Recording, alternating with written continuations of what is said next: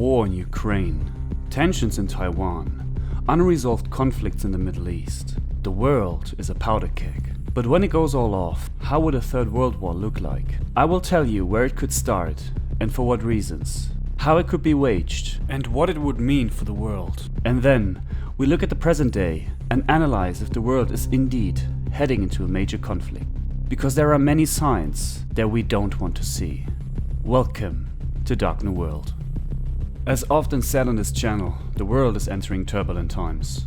Overpopulation, climate change, peak oil and the end of our economic system is pushing the world to the edge. Economic downturn, together with a plethora of problems we face, could push the nations of the world into an armed conflict. In fact, wars usually don't start without a reason. Not in recent history at least. Before World War II, a pandemic, a global economic crisis and the war in Europe has weakened the continent. During the worldwide economic crisis of the Great Depression in the 1930s, many people lost faith in democracy and countries across the world turned to authoritarian regimes. In Germany, resentment and hatred of other countries was intensified by the instability of the German political system, as many activists rejected the Weimar Republic's legitimacy. Other factors leading to the war included the aggression by fascist Italy against Ethiopia and by Imperial Japan against China. At first, the aggressive moves met only with feeble and ineffectual policies of appeasement from the other major world powers. The League of Nations proved helpless, especially regarding China and Ethiopia. A decisive proximate event was the 1938 Munich Conference, which formally approved Germany's annexation of the Sudetenland from Czechoslovakia. Hitler promised it was his last territorial claim, but in early 1939 he became even more aggressive, and European governments finally realized that appeasement would not guarantee peace. Sounds familiar? The parallels to the past are scary. But the world is not the same as in 1938. Where do we stand today? Let's look at some conflicts and disputes that could be the source of a major escalation. The war between Ukraine and Russia is the elephant in the room. Russia has kicked itself out of the global order. The West is imposing heavy sanctions on Russia, and the country faces a steep economic decline. This conflict is different to conflicts like in the Middle East, because here, between the gates of Europe and the gates to Moscow, two fairly modern, conventional armies face off each other. Ukraine, due to its way smaller army, is the underdog, but Ukraine was able to inflict heavy casualties to the Russian invaders and are holding on to most of their territory. One aspect is the help from Western countries. More and more Western military equipment is pouring into the country to bolster Ukrainian defenses. The question now is, what will happen if one side or the other is losing? For example, let's say the Russian forces are able to break Ukrainian defenses and morale and organization is falling apart. What will the West do? Can they? Will they interfere? Would Russian tanks face Polish ones at the border? Or what if the tides are turning and the Russians have so many casualties that they have to stop the attacks? When one nation faces total annihilation, the chances rise for erratic behavior.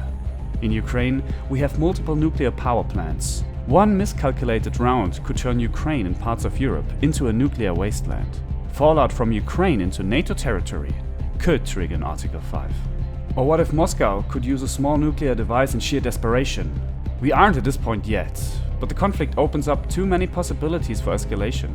Further to the south, the Middle East is already suffering from decades of wars and famine. The region itself is a powder keg, and a gigantic number of competitors are fighting for a leading role in the region. The conflict in Syria is not yet solved. Iraq is struggling like never before.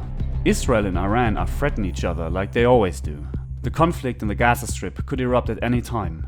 And in Yemen, hundreds of thousands already died because food is running out. The hard truth is that unsolved conflicts can be dormant, but not forever. At some point, conflict will erupt again until a real solution is found or one side or the other definitively won. The sheer number of unsolved conflicts turns the Middle East into a time bomb. With 100% certainty, conflict will restart or a major conflict will erupt in the next years. Unfortunate for the locals that have to endure war conditions for decades.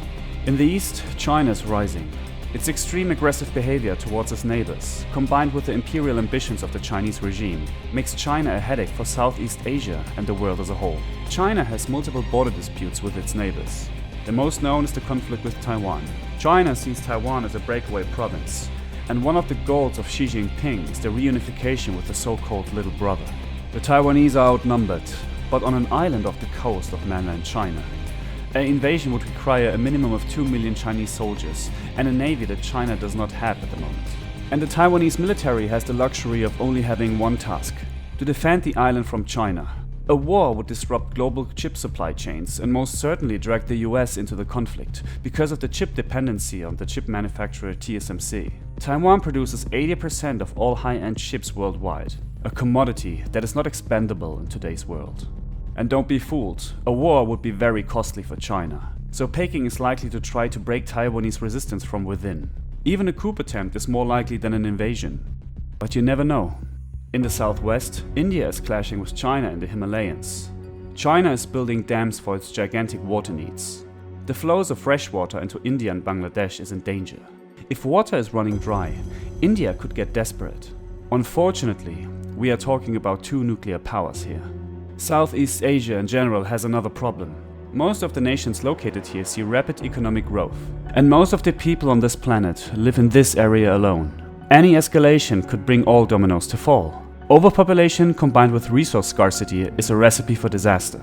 There are many other regions and conflicts that could be dangerous for world peace. But let's discuss what would actually happen if one of these wars would turn into a world war. One thing that the war in Ukraine showed us is that conflict between two conventional armies will see a massive number of casualties. The numbers of destroyed tanks that we witnessed in the beginning of the war is something that would happen to all armies in the world. Military equipment would be destroyed in large numbers, especially in the beginning of a conflict. The first days would see excessive use of cruise missiles. Fighter aircrafts would scramble for air superiority. All the videos of rocket strikes, dogfights and massive air landings with helicopters took place in the first days of the war. This is what I call the Hollywood phase of a war. Combined arms operations and chaos everywhere, like in the movies.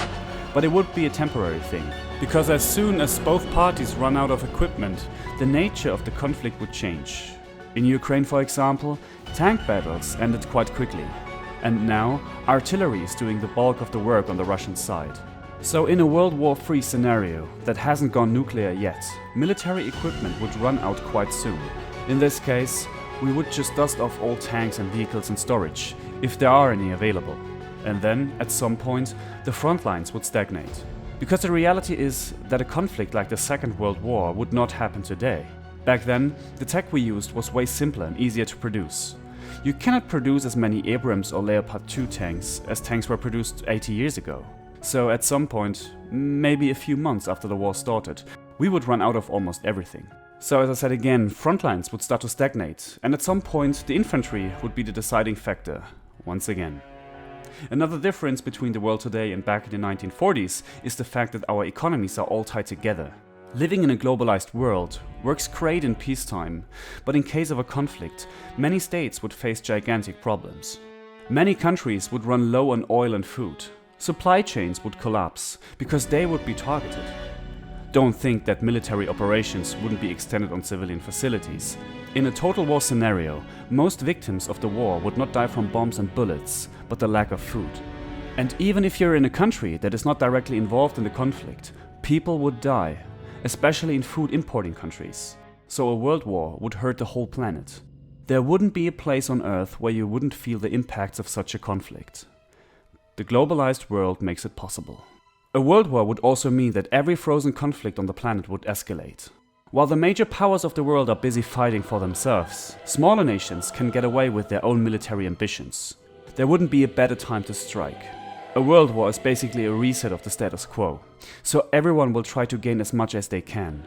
From the Pakistan-India conflict to the Falklands, everything could flare up.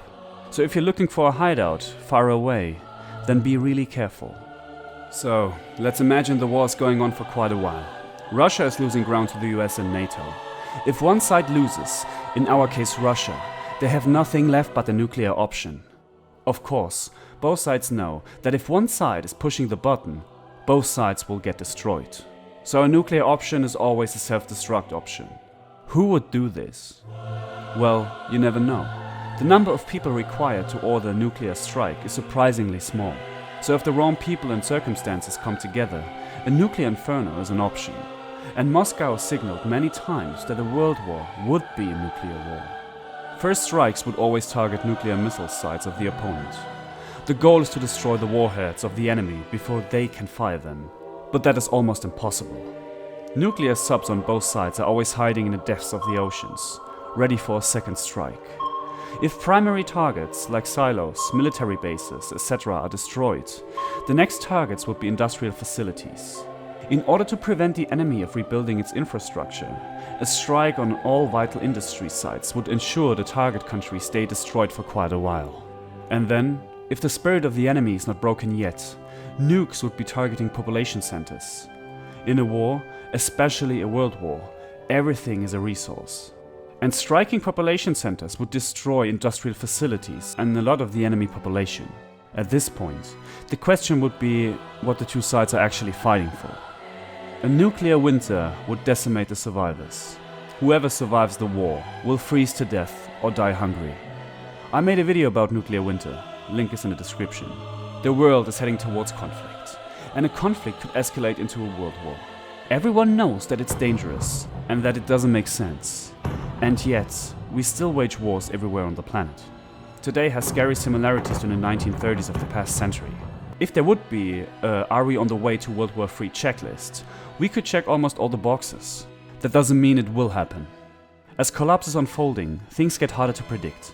And we know that there will be a conflict for sure. And we know that there will be suffering for sure.